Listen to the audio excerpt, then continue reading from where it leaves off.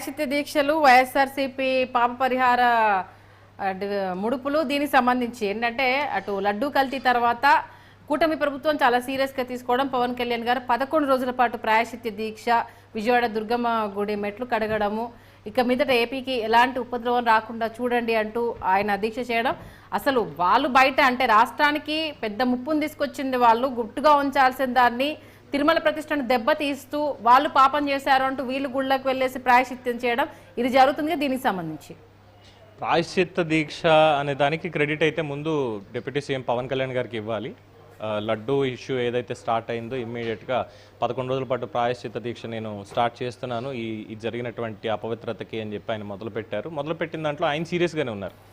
దాన్ని ట్రోల్ చేయడానికి, అంటే ఒక భక్తిగా ఆయన చేసేటువంటి ఏ పనైనా సరే ట్రోల్ చేయడానికే మేము ఉన్నాము, దాన్ని అపహాస్యం చేయడానికే మేము ఉన్నామని వైసీపీ ఎప్పటికప్పుడు నిరూపించుకుంటూనే వస్తుంది. అలాగే దుర్గా గుడి మెట్లు గడిగినప్పుడు కూడా నువ్వేమైనా ముత్తైదువ్వా, నువ్వెళ్ళి గడుగుతున్నావు అంటూ కూడా చాలా తప్పుడు వ్యాఖ్యానాలు వైసీపీ వాళ్ళు చేశారు. అసలు పవన్ కళ్యాణ్ ఏంటి ఇప్పుడు ఏదో సనాతన ధర్మం అంటే మాట్లాడుతున్నాడు, ఆయన క్రిస్టియన్ కదా, నేను బాప్టిజం తీసుకున్నాను, నా భార్య పిల్లలు క్రైస్తవ మతాన్ని ఆచరిస్తారు అని అంతకుముందే చెప్పాడు కదా అంటే కొత్త వాదనలు, చెత్త వాదనలు తీసుకొస్తున్నారు. స్వతహాగా ఆయన హిందూ కుటుంబంలో పుట్టాడు, హనుమంతుడి భక్తుడు, అందరికీ తెలిసినటువంటి విషయమే. అలాగే అన్ని మతాలని కూడా ఆయన గౌరవిస్తారు, ఇది అందరికీ తెలిసినటువంటి విషయమే. సో ప్రాయశ్చిత్త దీక్ష అనగానే ఈ రకమైనటువంటి తీసుకొచ్చారు. కానీ అదే ట్రాప్లో పడి వైఎస్ఆర్సీపీ కూడా మేము కూడా ప్రాయశ్చిత్త దీక్షలు చేయాలి అన్న దాంతో జగన్మోహన్ రెడ్డి మనం పిలిపించారు. యాక్చువల్లీ తిరుపతి దర్శనానికి వెళ్ళాలి అని చెప్పి 28వ తేదీన ఆయన అనుకున్నప్పుడు ప్రతి ఆలయంలో కూడా, ఆంధ్ర రాష్ట్రంలో ఉన్నటువంటి ఆలయంలో వైఎస్ఆర్సీపీకి సంబంధించినటువంటి వాళ్ళు, ప్రజలు అందరూ కూడా ప్రాయశ్చిత్త దీక్ష తీసుకోండి, ప్రాయశ్చిత్త హోమాలు చేయండి, పూజలు చేయండి, అందరూ కూడా మౌనం పాటించండి అన్నట్టుగా ఏదో చెప్పుకుంటూ వచ్చారు. ఎందుకు అర్థం కాదు. అయితే ఎక్కడా కూడా సరైనటువంటి స్పందన అనేది జగన్మోహన్ రెడ్డి వైఎస్ఆర్సీపీ వాళ్ళ ఈ ప్రాయశ్చిత్త దీక్ష అన్నదానికి ఎక్కడా రాలేదు. బట్ పవన్ కళ్యాణ్ ఇచ్చినటువంటి పిలుపు మేరకు జనసేన కార్యకర్తలు కావచ్చు, నేతలు కావచ్చు, అలాగే కూటమిలో ఉన్నటువంటి అనేక మంది ప్రాయశ్చిత్త దీక్షలు, హోమాలు ఇవన్నీ చేస్తూనే ఉన్నారు ఇప్పటికీ కూడా. ఎందుకంటే అది జాతీయ స్థాయిలో పెద్ద ఇష్యూ అయి కూర్చుంది లడ్డూ వివాదం అనేది. పేరుకి లడ్డూ వివాదం అనుకుంటున్నాం కానీ దీంట్లో భక్తి, సనాతన ధర్మం ఇవన్నీ కూడా ముడిపడి ఉన్నాయి. అలాగే బీజేపీ నుంచి కొంతమంది చేయాల్సిన దానికంటే అతి చేస్తూ అనవసరంగా ఇబ్బందులు పాలవుతున్నారు. దాంతో ఏంటంటే కూటమి ఇప్పటివరకు చేసినటువంటి పనులు ఏవైతే ఉన్నాయో, ఈ సాక్ష్యాధారాలు బయట పెట్టడం కావచ్చు, అన్నీ చెప్పడం కావచ్చు, కాస్త మైనస్ అయ్యేటువంటి అవకాశం కూడా ఉంది దానివల్ల. మరి భూమన్న ప్రమాణం ఏంటంటే నేనే తప్పు చేయలేదు, నా బిడ్డ వివాహం కావచ్చు, నేనే తప్పు చేయలేదు, ప్రమాణం చేయడానికి సిద్ధంగా ఉన్నాను, టీడీపీ నుంచి మరి ఎవరు వచ్చి ప్రమాణం చేస్తారు అంటూ కూడా ఆయన తిరుమలలో ప్రమాణం చేసిన విధానాన్ని కూడా మనం చూడడం జరిగింది. దీంతో ఇంకా ఎండ్ కార్డ్ పడుతుంది అని అనుకోవాలా, లేకపోతే ఇది ఎపిసోడ్ అనేది కంటిన్యూ అవుతుందా? అంటే భూమనకి సంబంధించినటువంటి దాని మీద విశ్లేషించాలి అంటే నేను ఒక ప్రతినిధిగా నేను ఇక్కడ మాట్లాడలేదు, వ్యక్తిగతంగా ఒక భక్తుడిగా నేను ఇక్కడ సమాధానం చెప్పాల్సి వస్తుంది. ప్రజల్లాగా ఏంటంటే తిరుమల ఏముంది, ఆ పైన ఏదో చిన్న గుడి ఉండేది, అదంతా బోడి కొండలు ఉండేవి. ఇది భూమన చేసిన తప్పు కాదు. రాడికల్ అంటే ఆల్మోస్ట్ నక్సలైట్ అని కూడా అంటారు.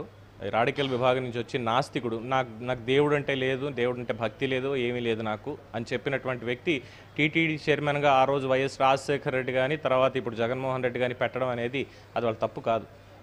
నిజంగా వాళ్ళ తప్పు కాదు, అది మన దౌర్భాగ్యం, మనం చేసుకున్నటువంటి తప్పు. ఇలాంటి వాళ్ళని అలాగా ఎన్నుకుంటే ఇలాంటి పనులే చేస్తారు అని తెలుసుకోకుండా ఓట్లు వేసి వాళ్ళని ఎన్నుకొని ఇలాంటి పనులు చేయించడం అనేది అది మన తప్పు అనుకోవాలి. అలాగే ఇక భూమన మాట్లాడినటువంటి మాటలు, వారి కుమార్తె వివాహం క్రిస్టియన్ పద్ధతిలో జరగడం తప్పే కాదు, అది వారి ఇష్టం.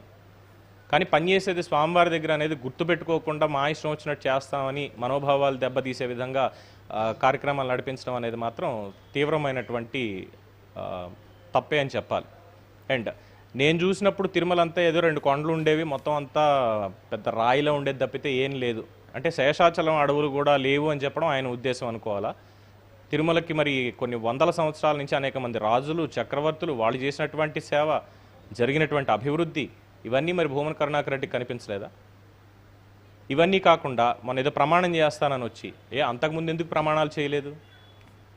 కోనేట్లో మునిగి హారతులు ఇచ్చేసి స్వామివారికి ఇచ్చేసి అక్కడ అన్యమతస్తులు పనిచేస్తున్నారని తెలుసు, అపవిత్రత జరుగుతుందని తెలుసు, అసలు చైర్మన్ కింద ఉన్నారు, అలాగే నేరస్తులు ఎవరైతే ఉన్నారో సిబిఐ ఎంక్వైరీ ఎదుర్కొన్నటువంటి వాళ్ళు వీళ్ళందరినీ కూడా ప్రత్యేక ఆహ్వానితుల పేరుతోటి 54 మందిని దాదాపుగా బోర్డులోకి తీసుకోవాలి అని ఆలోచన చేసినప్పుడు అప్పుడు ఎందుకు అని చెప్పి ప్రమాణం చేయలేదు. లేదు స్వామివారి దగ్గర మనం ఇలాంటివి చేయకూడదని ఎందుకు భూమన కరుణాకర్ రెడ్డి చెప్పలేదు.